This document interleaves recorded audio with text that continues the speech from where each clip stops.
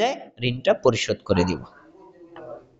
এবার আসুন, মৃত ব্যক্তির নিকটে ইসালে সওয়াবের আরেকটি মাধ্যম হলো যে আমরা জানি ইসলামের পাঁচটি ফরজ: কালেমা শাহাদাতের সাক্ষ্য দেওয়া, নামাজ পড়া, রোজা রাখা, হজ করা, যাকাত দেওয়া। এই 5টা ফরজ কি আমরা জানি না?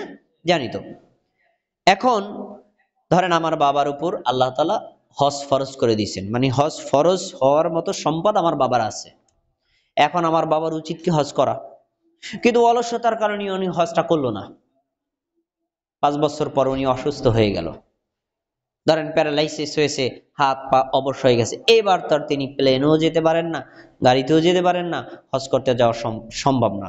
কিন্তু এক সময় যে তার উপর হজটা ফরজ হয়েছিল, আদায় করতে পারলো না, এই ফরজটা কি আছে না চলে গেছে? আছে না? তা আল্লাহর যে ফরজ হজটা উনি আদায় করলো না, এ অবস্থায় যদি উনি বেঁচে থাকে, তাহলে তার পক্ষ থেকে বদলি হজ করালে আল্লাহ তাকে এই হজ না করার শাস্তি থেকে মুক্তি দিবেন এবং হজ করার নেকিটাও দিবেন।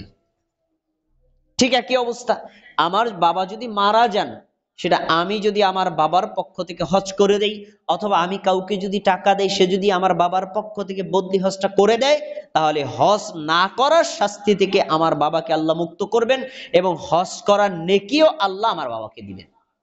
এটাকে আমরা বলি বদলি হজ। বদলি হজ। তবে এটা শর্ত হলো, যাকে দিয়ে বদলি হজটা করাবেন তার আগে নিজের হজটা করতে হবে। নিজের হজটা হওয়ার পরে তারপর সে আরেকজনের বদলি হজ করতে পারবে।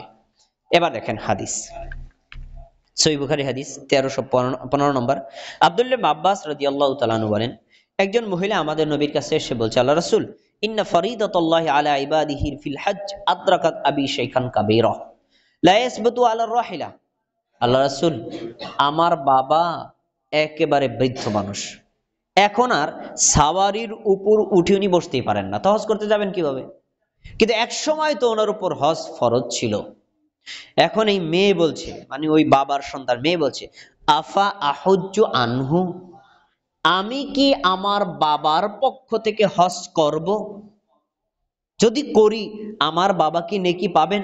যদি করি আমার বাবা কি এই হজ না করার শাস্তি থেকে মুক্তি পাবেন? তখন আমাদের নবী বলছেন, ক্বালা নাআম, হ্যাঁ, তুমি তোমার বাবার পক্ষ থেকে হজ করো, তাহলে আল্লাহ তাকে হজ না করার শাস্তি থেকে মুক্তি দিবেন এবং হজ করার নেকিটাও তাকে দিয়ে দিবেন। তাহলে হাদিস কি পাওয়া গেল? যে ফরজ হজ যদি আপনার পিতা মাতা না করে মারা যান, তাহলে তার পক্ষ থেকে বদলি হজ করালে ইসালে সওয়াব হয় এবং বদলি হজ না করার যে শাস্তি, তার থেকে উনি মুক্তি পান। আরেকটি হাদিস, অনেকের আছে হজ ফরজ হয়নি কিন্তু মানত করেছেন। আমরা অনেক সময় মানত করি যে আমাকে একটা ছেলে যদি একটা দেন আল্লাহ হজ করব, এমনটি হতে পারে। মানত করলে তখন আপনার ওই কাজটা আপনার জন্য ফরজ হয়ে যায়।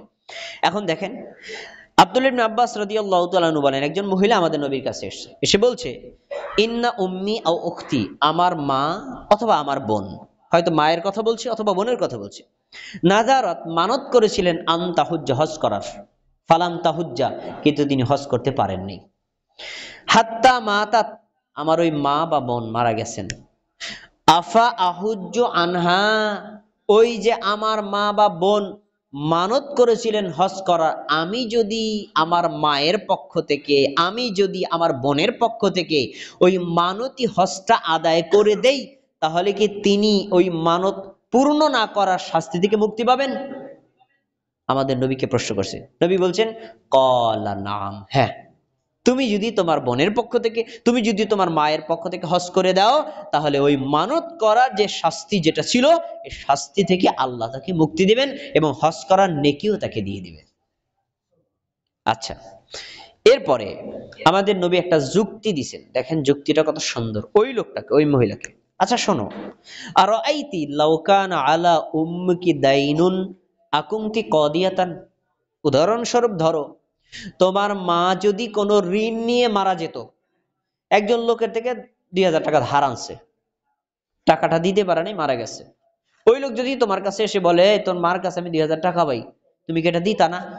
তখন এই সাহাবী বলছেন, মহিলা সাহাবী বলছেন, নাম আল্লাহ রাসূল, আমি দিয়ে দিতাম। তখন আমাদের নবী বলছেন, ইকদিল্লাহ ফাল্লাহু আহাক্কু বিল ওয়াফাই। শোনো, মানুষের এই যে টাকাটা তুমি দিয়ে দিতা, মানুষের ঋণটা যে তুমি দিয়ে দিতা, আর তোমার মা তো তোমার আল্লাহর সাথে ঋণগ্রস্ত হয়ে আছে। সে মানত করেছিল হজ করার, কিন্তু মানতটা পূরণ করে নাই, আল্লাহর সাথে ঋণগ্রস্ত হয়ে আছে। তাহলে এইটা অবশ্যই তোমার আদায় করা উচিত। আমরা দুইটা হাদিস পেশ করলাম। এই দুইটা হাদিস থেকে পাওয়া গেল যে ফরজ হজ মৃত ব্যক্তির পক্ষ থেকে আদায় করে দিলে ওই ব্যক্তিকে আল্লাহ তাআলা হজ না করার শাস্তি থেকে মুক্তি দিবেন এবং হজ করার পূর্ণ নেকি দিবেন। অনুরূপভাবে মানতকৃত হজ কেউ যদি না করতে পারে, মারা যায়, ওয়ারিশ যদি তার পক্ষ থেকে আদায় করে দেয়, তাহলে অবশ্যই আল্লাহ তাআলা ওই হজ করার নেকিও দিবেন এবং হজ না করার শাস্তি থেকে মুক্তি দিবেন। এ গেল হজ। এবার আসুন সাধারণ যে কোনো মানত। আমরা অনেক সময় মানত করি, আমার সন্তানরা যদি সুস্থ হয় একটা ছাগল আমি গরিব মিসকিনদেরকে দিয়ে দেবো, এমনটি আমরা অনেক সময় করি না মানত? বা টাকা পয়সার কথাও বললাম।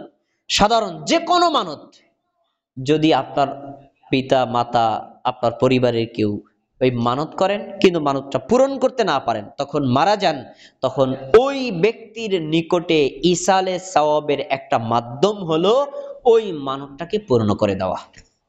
হাদিস দেখেন, রাসূলুল্লাহ সাল্লাল্লাহু আলাইহি ওয়াসাল্লামের সাহাবী সাদ ইবনে উবাদা রাদিয়াল্লাহু তাআলা আনহু, তিনি আল্লাহ নবীকে প্রশ্ন করছেন, ইন্না উম্মি মাতাত, আমার মা মারা গেছেন, ওয়া আলাইহা নাযরুন, আমার মায়ের ছিল একটা মানত, যে কোনো মানত হতে পারে মানত।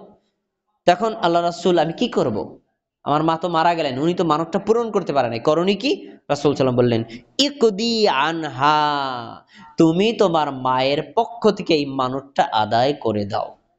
এরপরে অংশটা শোনেন, ফাকানা সুন্নাতুন বাদু, এরপর থেকে এইটা রীতিতে পরিণত হয়ে গেল। যে কোনো সাহাবীর কোনো আত্মীয় স্বজন যদি মারা যেত, তার যদি কোনো এভাবে মানত থাকতো, তার ওয়ারিশটা সবাই এটা পূরণ করে দিত। কেন? কারণ এটা যদি পূরণ না করে তাহলে তার কবরের আযাব হবে, এটা যদি না করে তাহলে তার জাহান্নামের আযাব হবে। কবরের আযাব, জাহান্নামের আযাব থেকে বাঁচানোর জন্য সাহাবায়ে কেরাম এই মানতটাকে পূরণ করে দিতেন। তাহলে ইসালে সওয়াবের ৩ নম্বর পদ্ধতি পেলাম, যে মৃত ব্যক্তির মানতটাকে পূরণ করে দেওয়া। এবার ৪ নম্বর, মৃত ব্যক্তির যদি ফরজ কোনো সিয়াম, রোজা না করে মারা যায়, তাহলে ওয়ারিশরা ওই রোজাগুলো রেখে দিলে আল্লাহ তাআলা রোজা না করার শাস্তি থেকে তাকে মুক্তি দিবেন, এমনকি ওই রোজা করার নেকিও আল্লাহ পৌঁছে দিবেন।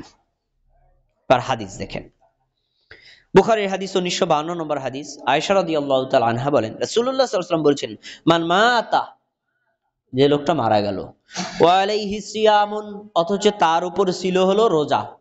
ধরেন উদাহরণস্বরূপ রমজান মাসে রোজা ছিল 30টা, আমি 25টা রোজা রাখছি, বাকি 5টা রোজা রাখি নেই। তো আমি যদি ঈদের পরে মারা যাই, এখন আমার ওয়ারিশটা জানবে তো যে আমার এই 5টা রোজা রাখা হয়নি। এখন এই রোজাটা কি আমার জন্য নফল ছিল না ফরজ ছিল? বলেন, ফরজ। না আদায় করার কারণে আমাকে জাহান্নামের শাস্তি ভোগ করতে হবে। তো এখন যদি আমার ছেলে, আমার মেয়ে, আমার ভাই বা আমার বোন বা আমার মা বা আমার মা ওই 5টা রোজা আমার পক্ষ থেকে আদায় করে দেন, তাহলে রাসূলুল্লাহ সাল্লাল্লাহু আলাইহি ওয়াসাল্লাম বলছেন যে এই রোজা ওয়ারিশরা আদায় করে দিলে আল্লাহ তাআলা তাকে রোজা না রাখার শাস্তি থেকে মুক্তি দিবেন এবং ফরজ রোজা রাখার নেকিটাও দিয়ে দিবেন। সুবহানাল্লাহ। তাহলে আমরা ইসালে সওয়াবের ৪ নম্বর পদ্ধতি পেলাম, ফরজ ও রোজা অনাদায়ী থাকলে করে দেওয়া। এখন একটা প্রশ্ন, ফরজ নামাজ যদি কারো অনাদায়ী থাকে তাহলে কি করবে? ফরজ নামাজ যদি কারো অনাদায়ী থাকে তাহলে কি করবে? মনোযোগ দিয়ে শুনুন, খুব মনোযোগ দিয়ে শুনুন। কেউ যদি ঋণগ্রস্ত হয়, ঋণের টাকা দিলে আদায় হবে, হাদিস আছে। কেউ যদি হজ করতে না পারে,